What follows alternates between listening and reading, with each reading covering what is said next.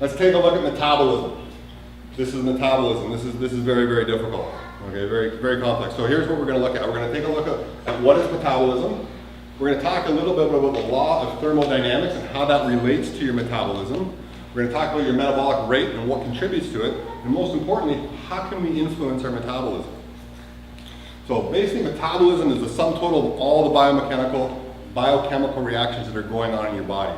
Okay? It's all about breaking down food, moving muscles, releasing hormones. All these things contribute to our metabolism. Essentially, it's the way that your inside body adapts to your outside world.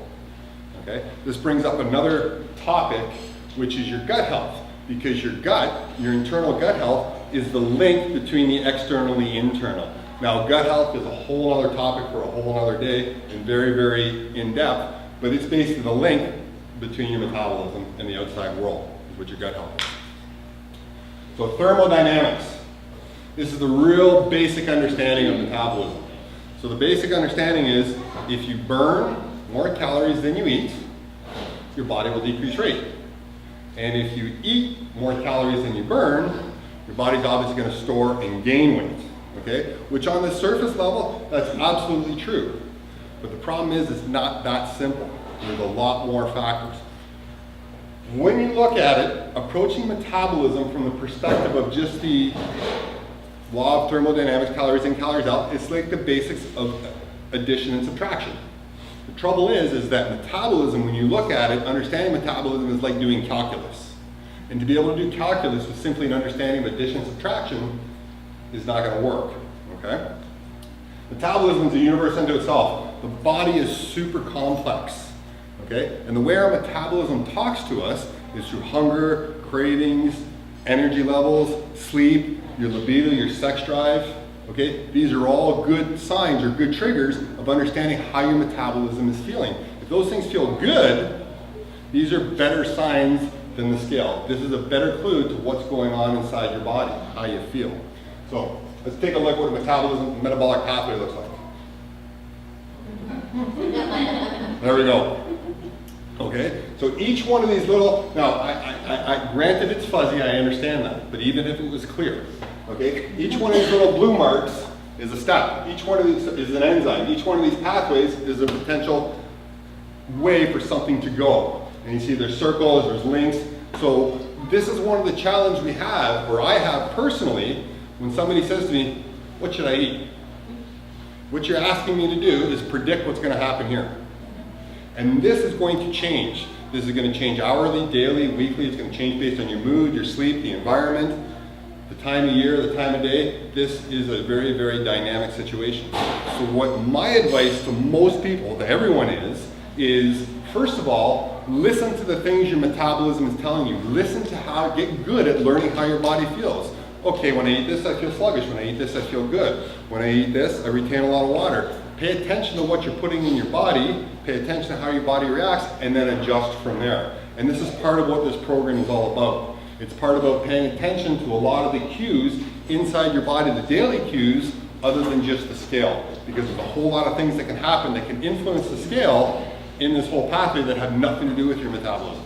It has nothing to do with your gaining or losing weight. All right? So what's the metabolic rate? So metabolic rate, if we simplify, and this is what we're going to try to do is simplify this, is basically composed of four major components. Number one, your resting metabolic rate. That's how many calories it takes to keep you alive. That's the bulk, 60 to 70%. If you laid in bed for 24 hours and all you did was breathe, that's what your resting metabolic rate is. Okay? We have something called the thermic effect of food. We have non-exercise activity thermogenesis. That's all your little busy work, fidgeting, sitting around, holding yourself upright. And then there's the final one, physical activity. Okay? And unfortunately, it's a relatively small component. If anybody here has done a 10-calorie air bike ride, you know what I'm talking about. So, resting metabolic rate, bunch of influences. Okay? We have things like weight. The heavier you are, the higher your resting metabolic rate is going to be. Okay? The more muscle mass you have, it's going to go up. Your gut bacteria, depending on the little flora and fauna inside your gut, it's going to change your metabolic rate. We all talk about these things. These are all what we call modifiable risk factors or modifiable factors that we can actually change and influence. We can gain more muscle. We can improve our gut health. We can lose body weight. Okay? On the other side, we got age. And actually, one of the biggest predictors of metabolic decline with age is decrease in muscle mass. So even though we really can't modify our age, we can modify our biological age to some degree. Genetics, yeah, whether or not I want to say whether you can change that or not. And your sex is going to impact. Typically, men have a higher metabolic rate than women. Okay? Now, with all things being equal, you get two identical people. Metabolic rate can vary by as much as 15%. So that 2,000 calorie recommendation that everybody, average, I think you see it on McDonald's or wherever you go, the average person, plus minus 15%. That could be you. We don't know. So what's the thermic effect of food? It's how much energy it takes to break down the food and absorb it and actually process it into something that's useful. Okay? Protein has the highest. 30% of the energy in protein is used just to absorb the protein. So if you eat 100 grams of protein, your body's really only getting 70 calories of energy. If we go down a little bit further, your body's pretty good at processing carbohydrates. Your body's really good at processing fat. Okay? So if we look at the difference in net calories at the bottom, this is one of the rationales behind a lot of nutrition or weight loss strategies talks about increasing your protein intake. Right there, just by increasing the amount of protein that you take, the amount of calories or the amount of energy going into your body is going to drop. So these are the most modifiable ones we have right here. NEAT, non-exercise activity thermogenesis. These are all the things that you do on a daily basis. Those recommendations you hear about, parking in the back of the parking lot, taking the stairs instead of the elevator. Those things all add up. They may sound silly and they may sound small, but they do add up slowly over time. And then we talk about the physical activity. Things like weight training, things like high intensity interval training, things like cardio. These are all specific things we do to try and increase our calorie burn or to try and modify our body in such a way so that it burns more calories on a regular basis. What else influences? Sleep and stress are two big ones. Okay? Lack of sleep is really going to slow you down. It's really going to drop your metabolic rate.